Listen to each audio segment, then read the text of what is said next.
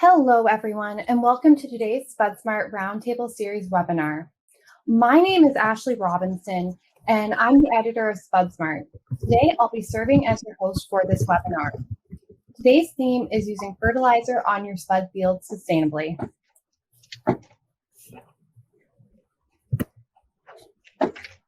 I'd like to take a minute to thank McCain for partnering with us on this Roundtable Series webinar.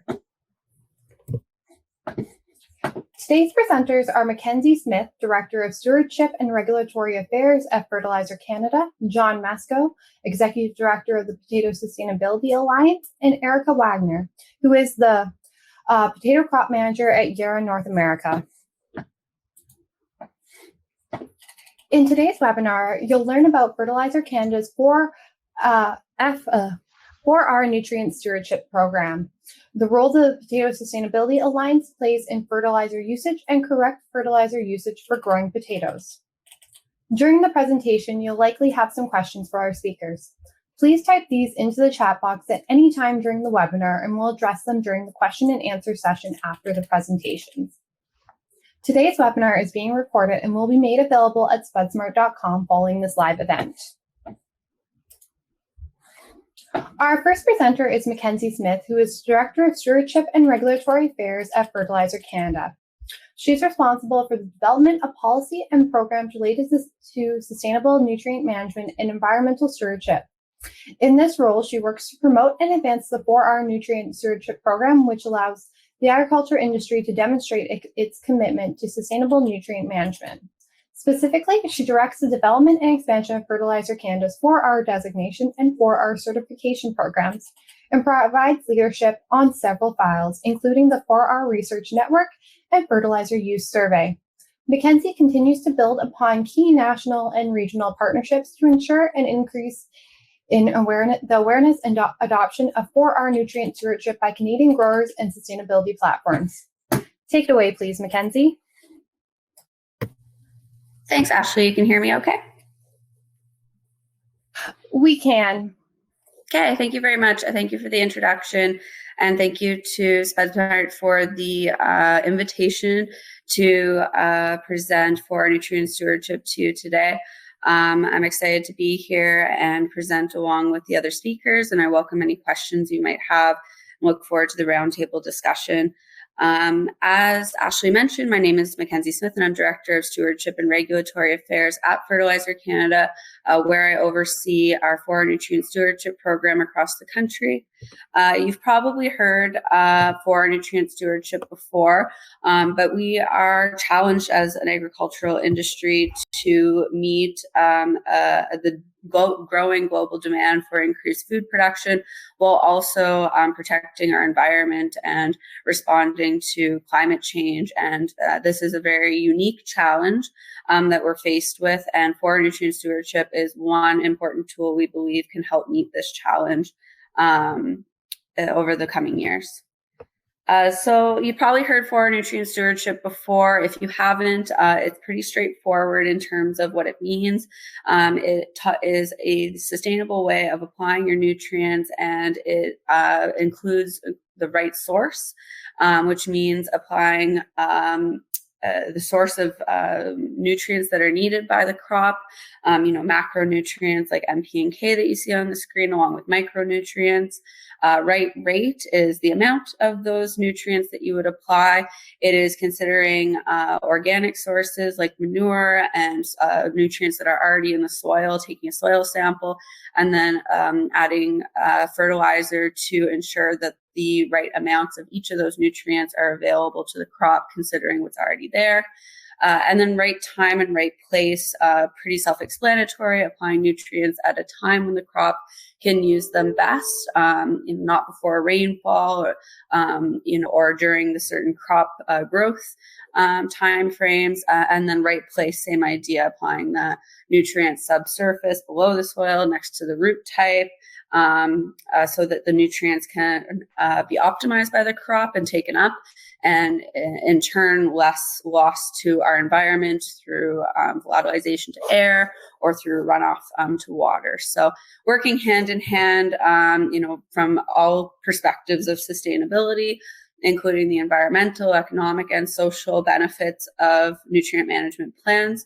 So obviously environmental, as I touched on, sustaining and improving your soil quality, reducing runoff to the environment or losses to air, also helping with biodiversity by converting marginal land or more sustainably intensifying your crop production on cropland.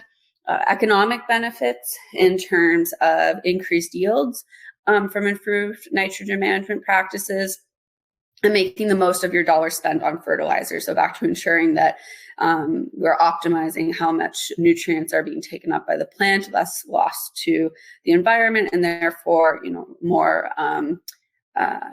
return on your investment in terms of fertilizer applications. There's also social implications, not only locally, but globally as well. This is food production. We're looking at global food security. And as I mentioned, sort of the balance between improving and increasing food production on less land to meet a growing global population, but also protecting our environment for years to come and preserving that as well. So I won't get too into the weeds. I know maybe other speakers might speak to this in a little bit more detail, but at a high level, the right source, as I mentioned, is suiting the soil properties. So obviously across Canada, the right nitrogen source or other fertilizer sources may differ or would differ if you're looking at, say, a canola crop in Western Canada on dry soil versus something in central Canada, or more specifically to this conversation, potato production in Atlantic Canada. So the source is the first kind of determine what you need to determine first in terms of what is needed to be applied to that specific crop, and then what type of source, so what type of nitrogen source or other fertilizers would best suit that crop and soil, and taking into consideration, like I said, soil moisture or crop type.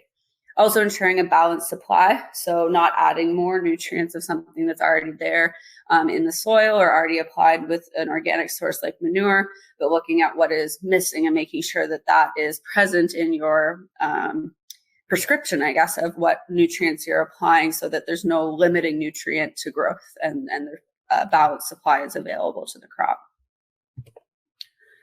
Right rate, not surprising, that is the amount that you would apply. So taking into account how much of those nutrients that you're looking at are in the soil, are available in sources, are applied with fertilizer, and determining how much of that nutrient or nutrients in the balanced supply that you need for your crop.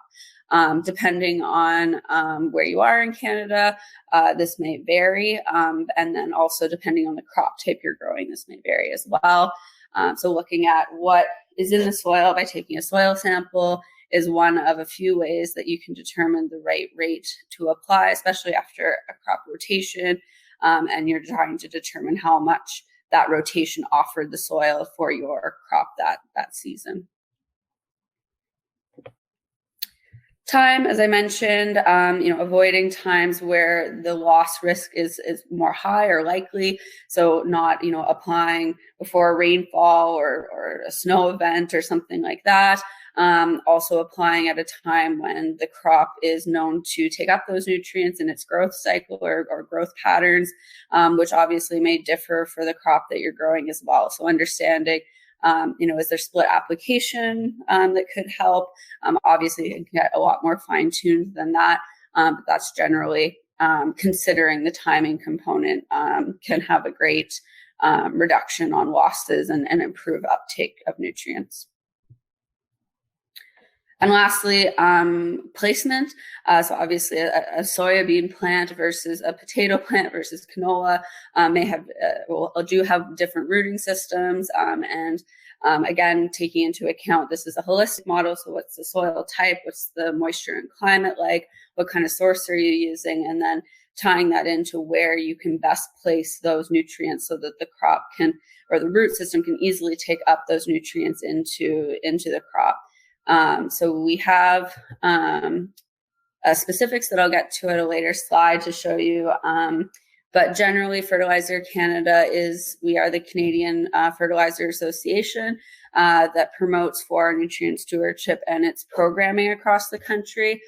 We work with both provincial and federal governments, as well as grower organizations and conservation groups. Notably, we have what we call memorandums of understanding or agreements in most of the crop producing provinces across the country, including Prince Edward Island. We have a number of demonstration farms. We have a 4 research network, which is really the science-based start to all of this that we lean on to determine and advance best management practices for nutrient stewardship.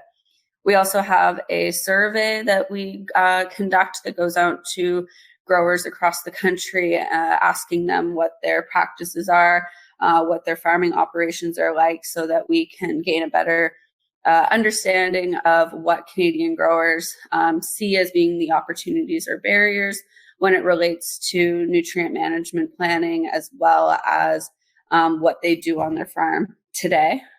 So we can tell if how many farmers are soil sampling or doing a split application or using an enhanced efficiency source. And then notably, we have 4 agri-retailer programming. So we promote for a designation program across the country, which aims to disseminate the results from research through our certified crop advisors across Canada to their grower customers to help make recommendations with the most up-to-date information on best practices for their farm and operation when it comes to nutrient application. So the research network, we had a previous 3-year research program and now continue our research with matched funding dollars from the government and from the fertilizer industry in North America. These research projects go from Western Canada all the way out to Atlantic Canada. Dr. David Burton is one of our leading soil scientists in Nova Scotia and Prince Edward Island. And so this is a sample of some of the findings. So obviously a lot more work went into the background of determining these best practices, but scientific research shows that by following things like banding your nitrogen or other split application types and whatnot can both lower emissions or runoff of nutrients while maintaining yields or contributing those nutrients to the crop. So again, this is a holistic approach that looks at certain best management practice types for different crops across Canada. And that's detailed in a report that went into this figure. It may be difficult for you to see this, hopefully not. And I told Ashley I'm happy to share all these documents with her and can share it with the audience as well.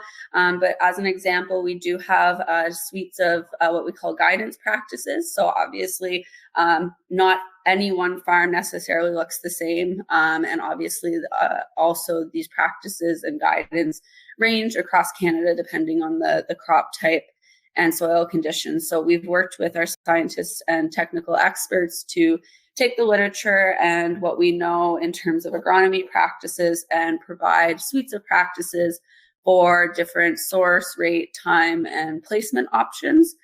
We also provide different levels of implementation. So there's kind of a basic for our practice, which includes, certain suites, and that's sort of the first, rung on the ladder, if you will. And then there's opportunities or options to tweak different areas of the suites of practices to better fine-tune nutrient uptake and further improve your sustainability goals.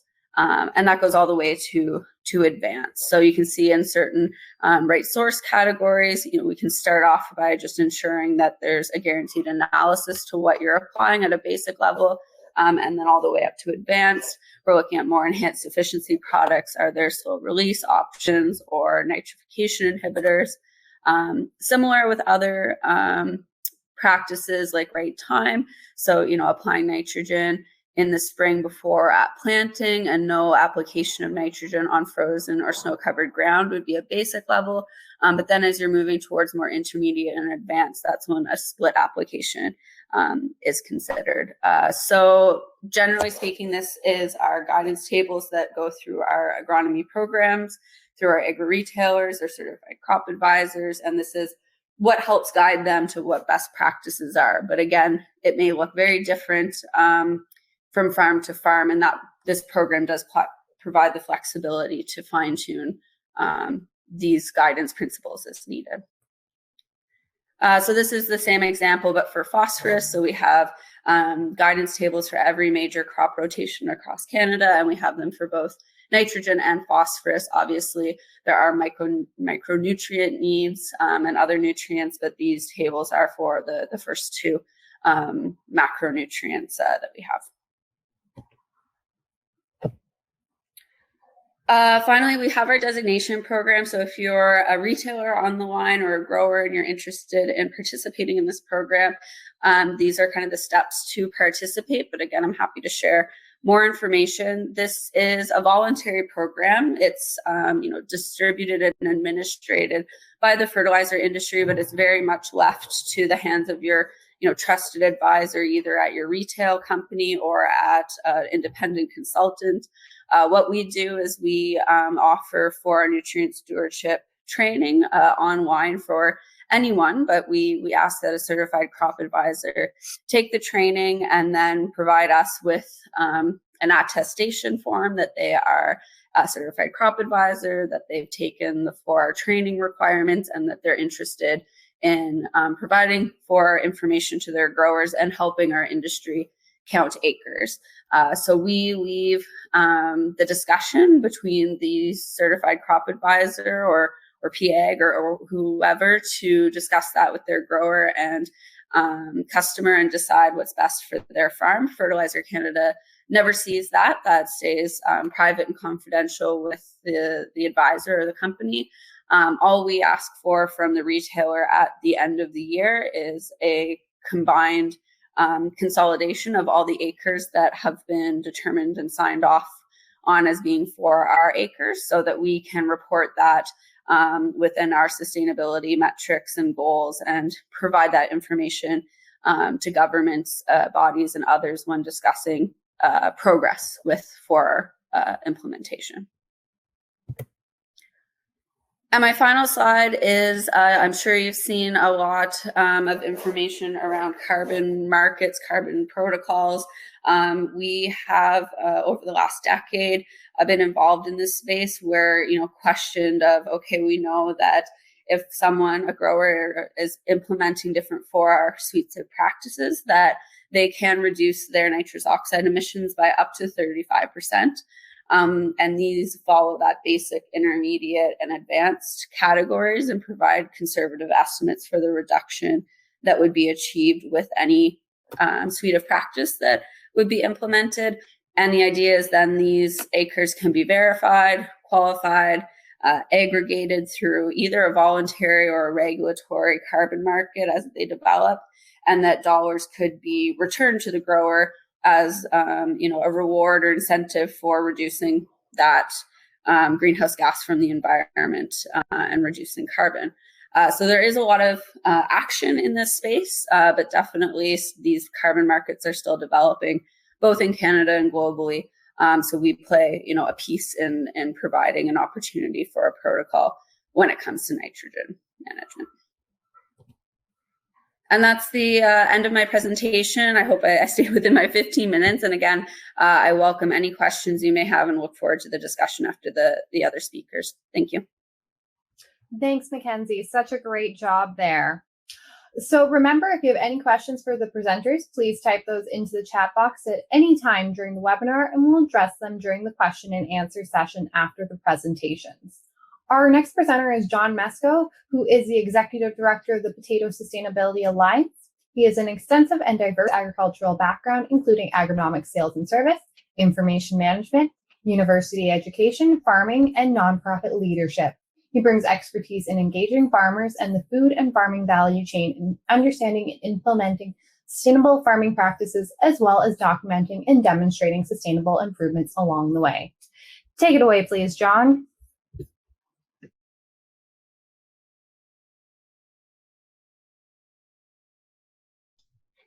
Thank you, Ashley. Thank you for the opportunity to be a part of the webinar, and I want to thank everybody for joining.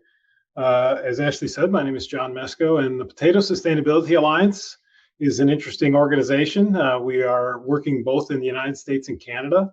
In a sense, we collect, analyze, and report on-farm sustainability data. We do this through two specific ways currently, and that is through a PSA grower survey. It's an outcome-based on-farm sustainability survey that we reach between 500 and 600 farms in the US and Canada. And then we also collect irrigation and nutrient data from potato processors, and we've been collecting that since 2015. You know, one of the things we do is collect the information to support demonstrating and verifying those good practices that we just heard from Mackenzie about. You know, one of the things that's really important as we go forward is more and more people are interested in verifying and confirming the claims that are being made around sustainability. And so our organization does that, and in all aspects of sustainability, fertilizer, but then also water, carbon, and so forth. Our program is growing, and we're taking on new metrics and new tools for collecting that information all the time. A few weeks ago, Spud reached out to me to talk about this webinar and to talk about fertilizer sustainability. And one of the things we do at PSA is try to connect our industry, try to make sure that everybody is involved in this conversation. And so Yara International is one of our members, along with a lot of other folks that you probably are familiar with. And I then reached out to Erica at Yara and asked if she'd be interested in doing a presentation on our behalf at this webinar. And so this is the PSA update for you all. You can see our members are across the entire potato industry, everybody from various grower organizations in both countries to allied industry folks, organizations that are contributing information and products and services to the potato industry, fresh marketers, buyers, environmental NGOs, and processors are all involved in PSA. Our goal is to have one place to go get sustainability information for potato growers. And with that, I'll turn it back over to Ashley. Thanks, John. And as mentioned, our next speaker, Erica Wagner with Yara North America, is a member of the PSA. So as you can see, everything ties in together today. So as mentioned, our final presenter is Erica Wagner, who is the potato crop manager at Yara North America. She works with teams across North America to develop potato crop nutrition programs to meet crop needs throughout the season using 4R nutrient management principles. So ties back to our first presenter. And she also leads Yara's Potato Incubator Farm Initiative in the Columbia Basin of Washington, which is aimed at fostering collaborative research to explore the role of crop nutrition in potato production, productivity, profitability, and sustainability. As a member of the Potato Sustainability Alliance, Yara North America is committed to working to advance potato sustainability towards best understanding the role that fertility plays in the potato sustainability story. Take it away, please, Erica. All right. Well, thank you so much for that introduction. And thank you, John, for reaching out to Yara to do this part of the presentation. As John mentioned, we're a part of the PSA and very excited to be the nutrient, working on the nutrient portion of the sustainability solution in potatoes with the rest of the industry. So first, to talk about how to improve sustainability in potatoes using crop nutrition, it's important to define sustainability and what it actually means for the potato industry, as there have been many ambitious sustainability goals set by the industry, from processors to buyers and government, and many of the goals are driven by consumers. And there are many, many ways to define sustainability and terms around sustainability. As John mentioned, one of the goals of PSA is to work together across the industry to identify sustainable practices and provide a forum for an agreement on common metrics to use to measure sustainability across the industry. I'm just going to focus in this talk, kind of to simplify things a little bit, on the metric of greenhouse gas emissions.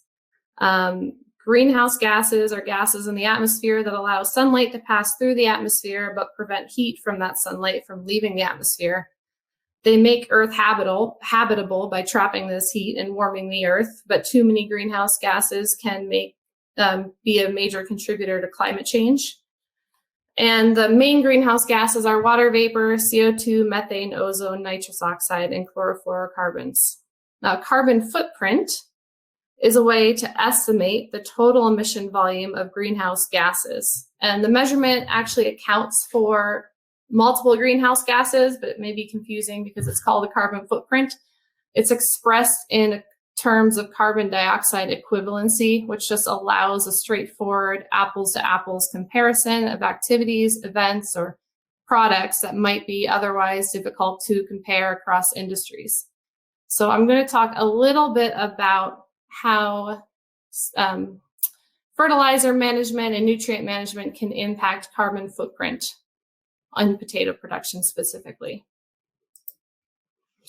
Now, globally, agriculture contributes to about 20% of greenhouse gas emissions. And of that 20%, 5% comes from mineral fertilizer use and 6% comes from mineral fertilizer production. Now, if we zoom in a little closer and look at greenhouse gas emissions in the potato industry, I've chosen this life cycle assessment of a frozen French fry as a case study example. This will change a little bit if you're thinking about fresh market potatoes or chip potatoes or seed potatoes, but I wanted to focus up a little bit and start with frozen French fries as an example. Now, life cycle assessment is a cradle to grave measurement of all the energy and materials used to develop and operate a product or service. So for this example, it's a cradle to grave assessment of the greenhouse gas emissions of a frozen French fry. And here you can see that on-farm emissions make up about 18% of total emissions of that final frozen French fry product, whereas the activities of the processor make up about 33% of the overall emissions, retailer 11%, and consumer and food service actually make up about 38% of overall emissions. So there are a lot of factors that make up the final life cycle assessment for a French fry. And as an industry, there's a potential to reduce emissions at many points in the life cycle. So really the best way to meet our sustainability goals as an industry is by working together towards them. For on-farm emissions, there may be years where our greenhouse gas emissions per French fry is really low because we had a great yield, great quality, great weather, used the fertilizer in a way where we didn't have as many losses. But there also may be years where there's unexpected weather events, which happens more often than not these days, where maybe the yield's a little lower or quality's a little lower than we'd like. So the on-farm emissions may increase or decrease from year to year. But that may be able to be balanced by an innovation at the processor where they're using less energy or reducing waste in a way. So as an industry, I think there's potential for progress each year. Now let's dig a little bit deeper into that 18% that represents on-farm emissions. This slide actually comes from the Fruit and Vegetable Supply Chain Climate Adaptation and Mitigation Opportunities Project. And if you're interested at all in this, I recommend looking that up. They have some really good videos discussing this project where they're looking at the greenhouse gas emissions in different crops and some opportunities to mitigate those. But for now, I'm going to focus on the potatoes portion of this graph, where they've broken down on-farm emissions by different categories. And as you can see here for potato on the right, NPK actually makes up about 30% of total on-farm emissions for potato. So let's talk about how we can reduce that orange bar, that 30% NPK of the on-farm emissions. So when considering the role of crop nutrition on carbon footprint in potato production, should take a holistic approach, taking into account the production of the inputs you're using, in-field emissions on farm, and also the impact of your fertility on yield, quality, and storability. So for the first part, thinking about how your inputs are manufactured, one thing that makes Yara unique is that we've actually been working to reduce our emissions in the manufacturing process for 20 years. And we're leading in reducing emissions in fertilizer manufacturing, especially of our nitrate fertilizer products, by using a nitrous oxide abatement catalyst technology that lowers our emissions in manufacturing, and also using energy efficient sources. So already our emissions are reduced by 50 to 60% compared to other non-EU fertilizers. And in the future, we're also looking at using more renewable energy resources in addition to the abatement catalysts to reduce our emissions in manufacturing by 90 to 95%. So just by choosing inputs that have manufacturing process with low emissions, you can lower your emissions of your on-farm potato production. Next, I'll talk a little bit about some strategies on farm during the season to reduce greenhouse gas emissions. These include thinking about transportation and fuel usage when you're applying your fertilizer, improving nutrient use efficiency and reducing nutrient losses, thinking about water productivity. So a crop that is nutrient starved uses about the same amount of water as a crop that has good nutrition and yields much less. So by providing your crop with the nutrients it needs, you actually use the water much more efficiently on farm. So nutrient management can improve water productivity. Fertilizer choice obviously can impact greenhouse gas emissions. And then finally, focusing on providing the crop with the nutrition it needs to have the optimal yield, optimal quality, and then managing to reduce the impact of any environmental stress in season to really get the best yield and quality at the end of the year as possible. So I'm just going to highlight a few of these points. I'm not going to go through all of them in order to make the best use of time. The first one I'm going to talk about is improving nutrient use efficiency and reducing nutrient loss. I'm not going to dive too deep in here because we've had a good introduction on 4R nutrient stewardship principles, but they are important to have the best nutrient use efficiency and reduce your nutrient losses. So it's important to use the right source of crop nutrition at the right time, using the right placement and the right rate. It's especially important for potatoes because potato has a smaller rooting system compared to other crops like cereals. In addition to a smaller root length, they also have fewer fine roots than other crops. So the volume of soil from which potatoes can extract nutrients is smaller than in other crops. And therefore, fertilizer placement is very important for potatoes. And while there are some nutrients that are needed in larger amounts than others, each nutrient plays a unique role in potato production, and each nutrient contributes to yield by fulfilling specific functions within the plant. So regardless of how much of a nutrient is needed, each of the nutrients are needed to get your best yield, and a deficiency in any nutrient will reduce quality and yield. So the best results come from supplying a whole nutrient management program to provide the crop with its needs during the season, and using a dynamic nutrient management planning by providing the crop with the nutrients it needs throughout the season, using soil and plant sampling to identify nutrient needs and providing the crop with the needs it needs is really the best approach to nutrient management throughout the season. Now I'm going to skip down to that last point there, which is managing for tuber quality at harvest and in storage. And the idea here is really to provide the crop with the nutrients it needs, and therefore develop a high quality crop in the grade and quality you're looking for in the end, which should reduce waste, it should reduce loss in storage, and it should reduce waste at the processor. So the first thing I wanted to talk a little bit about was managing for tuber grade. Most nutrients increase tuber size, but if you're growing a seed crop or a chip crop and you want a higher tuber set and you maybe aren't looking just for tuber size, I'd recommend using phosphorus at tuber initiation to make sure you get that tuber set. Calcium can also increase size and reduce set, but it's very important for quality. So I would recommend using calcium, but also making sure to use a shot of phosphorus at tuber initiation for tuber set if you're looking for that increased set for like a chip or seed crop. Now, the next thing I want to talk a little bit about was managing for tuber quality throughout the season. Improving your tuber quality leads to less waste at harvest, less waste in storage, and less food waste. And better quality going into storage means better quality coming out of storage and higher marketable yield. The color coding here can be a little bit confusing, so kind of ignore the greens and reds and I'll just talk through it. Everyone knows that nitrogen is an important nutrient for the crop, but it's also important to manage your nitrogen well, because too much nitrogen, particularly late in the season, can negatively impact quality.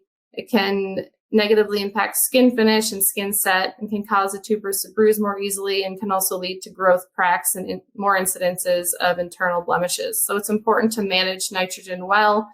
Making split applications is a good idea, and if possible, if you're applying through a pivot, making many small applications throughout the season to apply the nutrient when it's needed is a good way to manage for both yield and quality.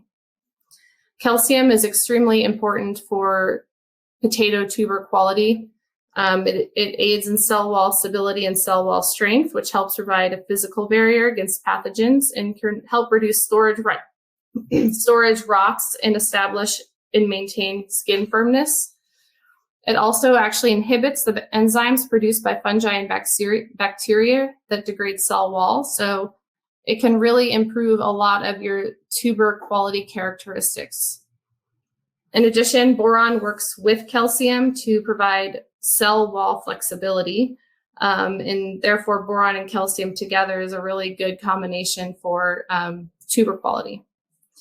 And then potassium, it's obviously needed in large quantities in potato, but form of potassium matters, different forms. So the muriate of potash, the chloride ion, can sometimes lead to lower specific gravities compared to sulfate of potash. So form of potassium matters, and also timing and rates matter. So really everything comes down to 4R nutrient stewardship. If you're applying the nutrient the crop needs at the rate and time it needs, you're going to have the best quality tuber. So these are really just examples of ways to use 4R nutrient management to get at the best quality for your crop, and therefore lower the carbon footprint of your overall end use product.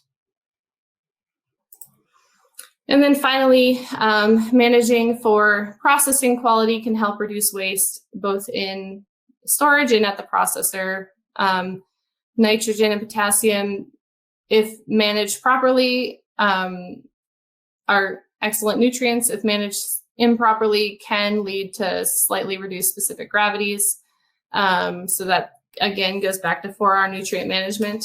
And then boron and potassium can help with some enzymatic, lead to lower enzymatic browning and enzymatic discoloration. So there are some qualities there of different nutrients that can actually improve cooking quality.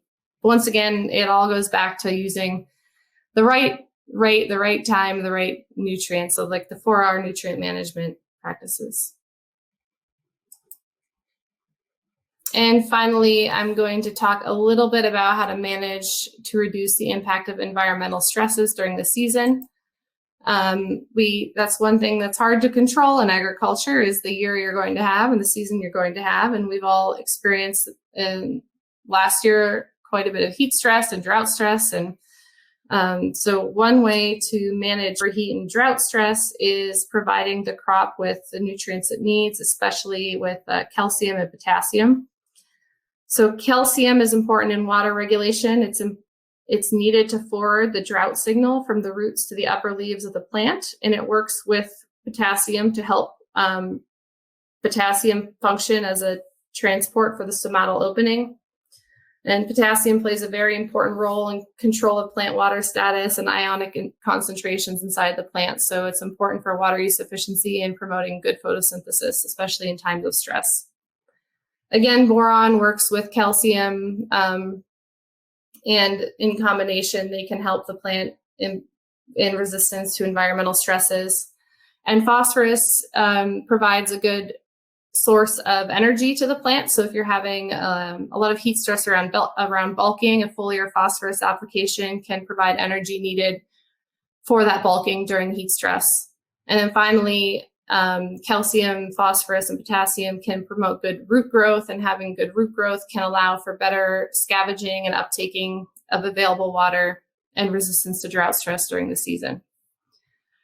And then cold stress, potassium can function as an antifreeze or salt solution in the plant sap to help lower the freezing point of that plant and improve tolerance to frost stress. And calcium and boron can help improve cell wall strength and flexibility, which in turn can help with frost stress as well. So we understand that on-farm emissions will change from year to year because of changes in the environment and stresses the plants will experience, and natural variability from year to year and field to field. So Yara is committed to helping growers use crop nutrition to improve sustainability year after year using a practical systems-based approach, working with growers on farm to understand the best nutrient management practices for that crop year to year. And we have a new incubator farm in Eastern Washington with a goal to do just that. We're looking to explore the synergies of crop nutrition and carbon footprint reduction in potato production, and helping to use good nutrient management practices to tackle the challenge of potato production that we're presented with each and every year.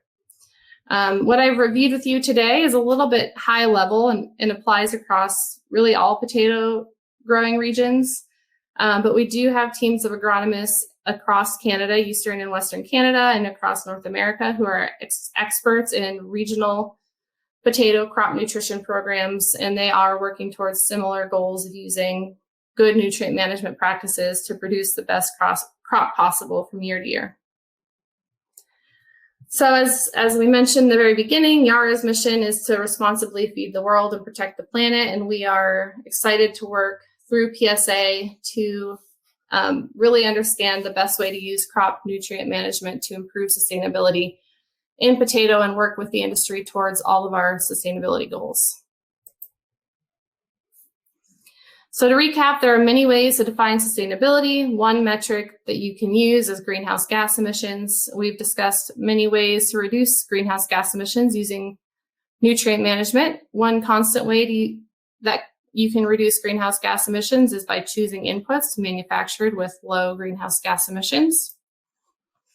And then year to year, we experience a variety of challenges, but we've discussed some ways that you can reduce on-farm emissions year to year, including following 4R nutrient management principles to improve efficiency and reduce losses, providing the crop with what it needs, when it needs it during the season and the year you're having, and how that all ties into improving quality and yield to get the highest yield, the best quality yield, and reduce waste at the storage and at the processor. So that's my presentation, and I'd be happy to answer any questions after this. Thank you. Thank you so much, Erica. That was a great presentation. So as mentioned, it's time for our short question and answer session. So if you have any questions for our presenters that you haven't typed in yet, please type them into the chat box now, and we'll get going with the questions we have. So we have one question from the audience, which says, can PAGs take the 4R training to be able to receive designation, or do they also have to be a CCA? So I'm thinking this question is for Mackenzie. Yeah, thanks, Ashley. Thanks for the question. Yes, PAGs, professional agrologists or agronomists can take the 4R training online and become a 4R, what we call 4R designated agronomist. What we ask for in the situations for PAGs is just an additional very brief summary of what your education and experience is. It's just easier from the certified crop advisor standpoint to know how it aligns from province to province. But as long as you have the education and agronomy experience, we're happy to provide that training and designation as well. Thank you, Erica. And we have another question. Is NH3 ever used part of total N requirements in heavy soil? And I think this one will be for Erica.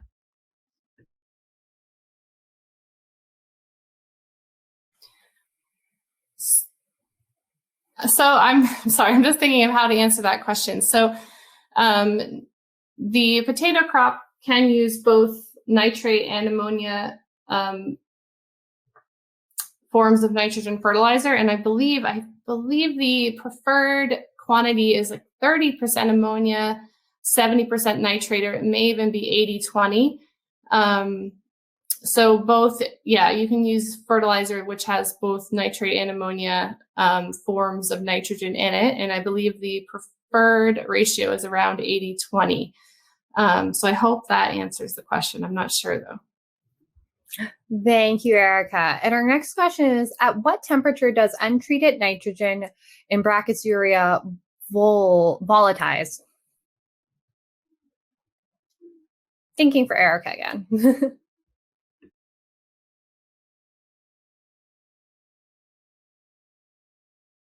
I don't know that answer off the top of my head, to be honest with you. I would have to look that up. Yeah, we can definitely get that information out later. Thank you so much, Erica. It's always understandable when we're doing these live presentations. We don't know every little detail. So our next question is, what is the effectiveness of time-release dry fertilizers? And I think this question could kind of go out to maybe everybody. I'm sure both Erica and Mackenzie might have some information about this.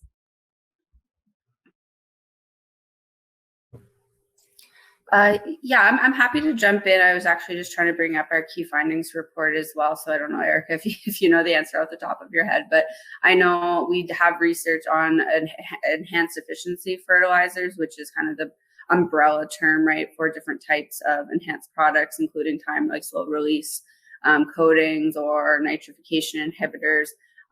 Generally speaking, I think I can quote like 30 to up to even 50%, depending on the location, the crop type, the fertilizer.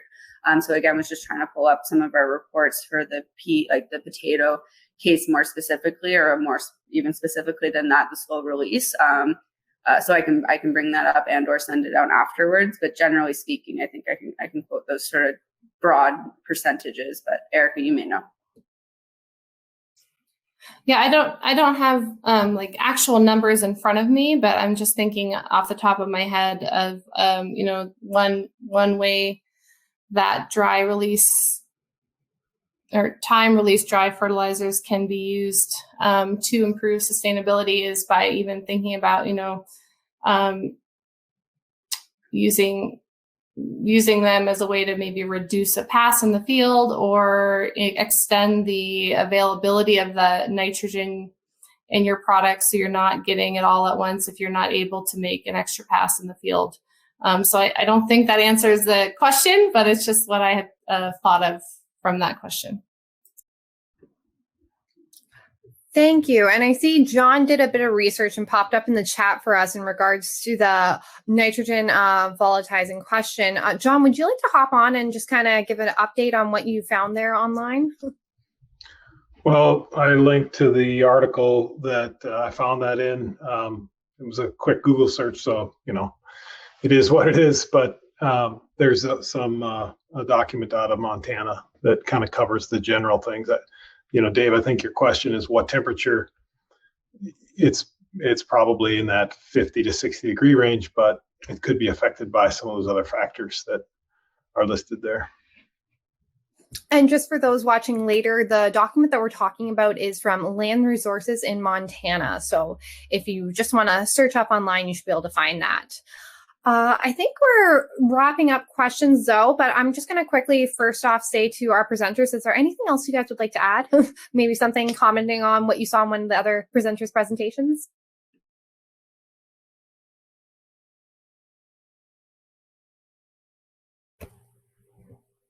I appreciate as Mackenzie here from Fertilizer Canada, I appreciated the way that you lined up the speakers. Obviously, I'm coming from a national perspective, and I think we can say there's only so much we can do in getting into all the details of specifics like that were asked here, even in today's discussion around different source types and split application when it comes specifically to potatoes in Atlantic Canada and PEI versus the other crop types. So I found it very interesting to see kind of from more of my high level presentation down to more of the actual implementation that Erica spoke to. John, Erica, anything to add? Yeah, I just enjoyed everybody's presentation, and it's definitely a topic that is important right now, and it's exciting to be all working towards this solution together. And it's great to be a part of an organization like PSA, where they're really looking to kind of bring together all these ideas and all the experts in the industry to figure out a solution together in a collaborative way. So yeah, I appreciate having you all here to talk about this. And it was a really good learning experience as well. Thank you. I agree with that. Thank you, everybody, for tuning in today, and certainly appreciate the opportunity to talk about PSA and the kinds of things we're working on within the industry. Thank you, guys. So thank you once again to Mackenzie, John, and Erica for joining us and for your presentations. You guys all did a great job, and that is all the time we have today. So I would once again like to thank our sponsor, McCain, for making this webinar possible. And a big thank you goes out to everyone for participating. I hope you have found this information valuable. And again, a recording of this webinar will be made available on spudsmart.com shortly following this webinar. Thank you once again, and have a wonderful day.